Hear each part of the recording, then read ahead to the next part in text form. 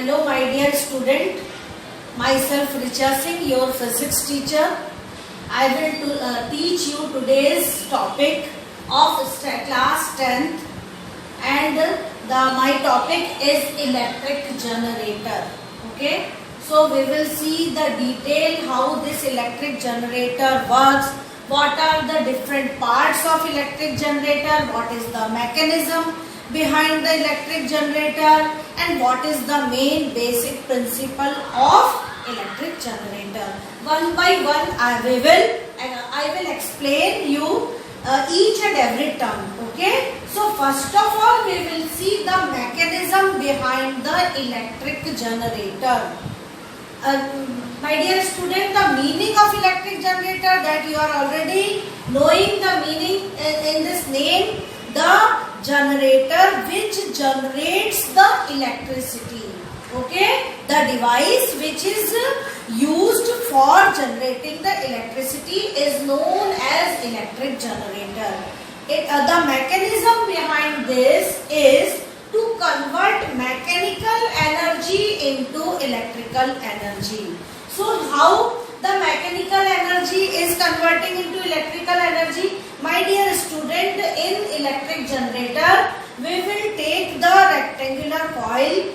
This rectangular coil is mechanically rotated between the two arms of the magnet. So mechanical energy, and due to the rotation of this rectangular coil, the electrical energy is produced. So the main mechanism behind this is to convert the mechanical energy into electrical energy.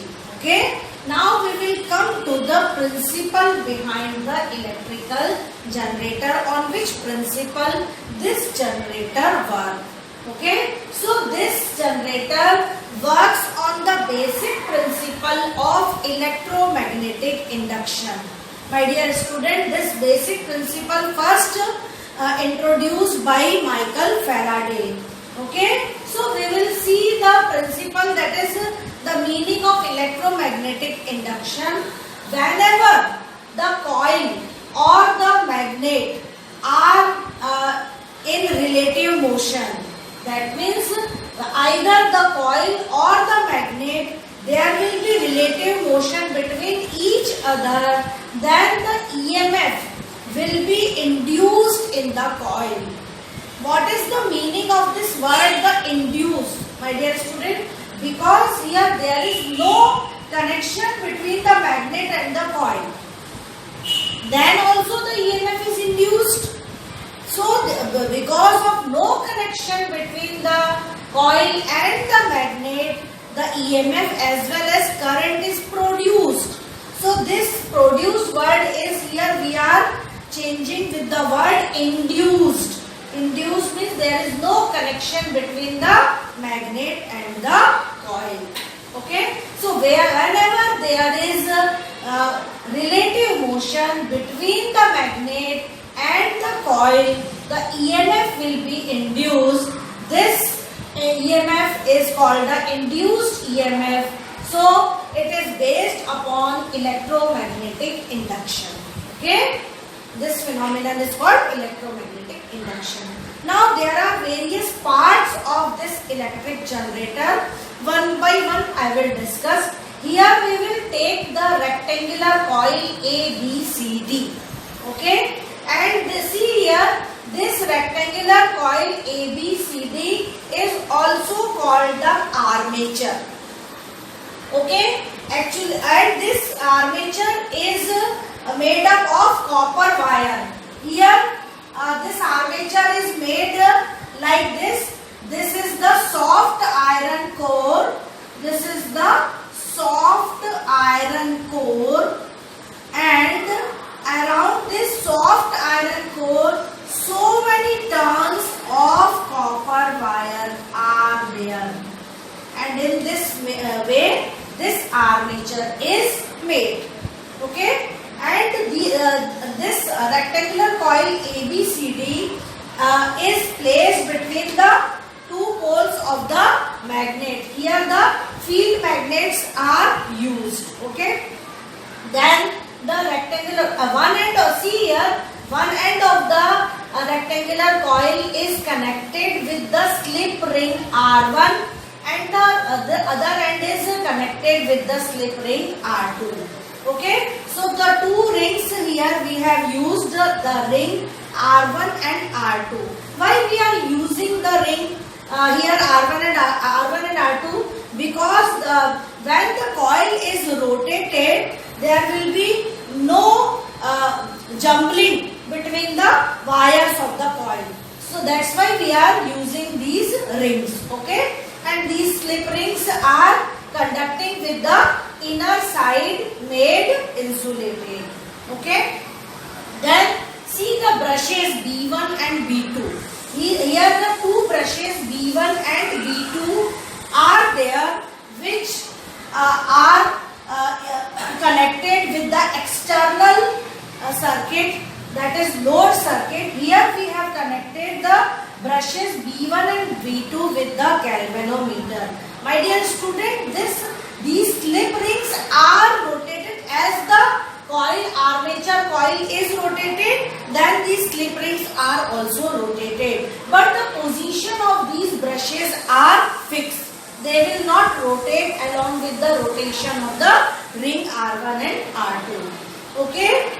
Now again see, I have written the main function of slip rings and carbon brushes, because so many times in board exam what are the main functions of these parts, they can also be asked. So what is the main function of slip ring? To maintain the contact, to maintain the constant contact between the brushes and the armature. See here, we will make the contact between the brushes, these brushes and the armature coil through these slip rings R1 and R2. And what is the function of carbon brushes? We will use the carbon brushes to show the flow of current in the external circuit, because these brushes are connected with the external circuit. Okay.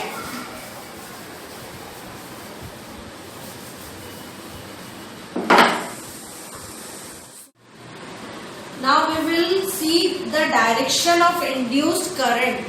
So how we can calculate the direction of induced current when the current will be induced in the coil. So how we can calculate the direction of induced current? For that we will see the right hand thumb rule. According to this rule, if if we will stretch the right hand forefinger, this middle finger and the thumb perpendicular to each other, and this forefinger gives the direction of magnetic field and this thumb gives the direction of motion of the conductor, then this middle finger will give the direction of induced current. Okay, so this direction of induced current we can calculate by the right hand thumb rule. Okay, now we will see the working of electric generator. How we will rotate? Suppose I will take the coil ABCD. Suppose here this coil is ABCD. See here the name of this coil ABCD, rectangular coil ABCD. Okay. Now this coil, first of all, it is rotated. Okay. And if we will rotate, see here, if we will rotate this coil, then this coil AB will goes up and this coil CD will move down. Okay. And as this coil is moving up, this coil AB is moving up and the coil CD is moving down, then the direction, see here the direction of this magnetic field, direction of magnetic field from left to right, this gives the direction of magnetic field and this gives the direction of motion of the current. See the direction of motion of the current, and if this coil is rotated clockwise, then that direction here we are rotating the coil clockwise, then the direction of induced current, see here the direction, we have rotated the coil like this. So the direction of induced current in the coil AB is upward, and in the coil CD it will goes down. Okay, so the entire current will be from A, B, C, D, and the direction of current in the external circuit is from B2 to B1. Okay, so when the coil is rotated from in the clockwise direction and this coil AB is moving up and the coil CD is going down, then the direction of induced current will be in the direction from A, B, C, D. Okay, understood? Now when this coil is again rotated, then this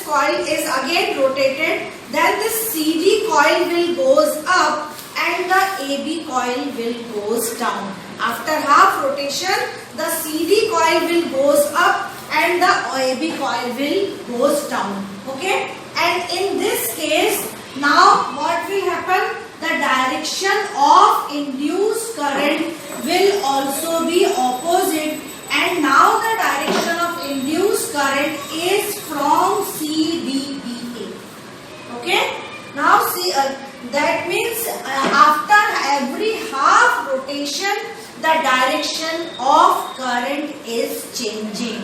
So here the current induced, here we are using the galvanometer, and when there is deflection in the galvanometer, when the coil AB moves up, the deflection in the galvanometer moves to one side, and when the AB coil moves down, then the galvanometer deflection will be on the opposite side. That means after every half rotation, the direction of current is going change. So this type of current, after every half rotation, the direction of current is changing. That current is known as alternating current. That is AC current. The abbreviation is AC current. That is alternating current. Why we are saying alternating current? Because after every half rotation, the direction of current is changing.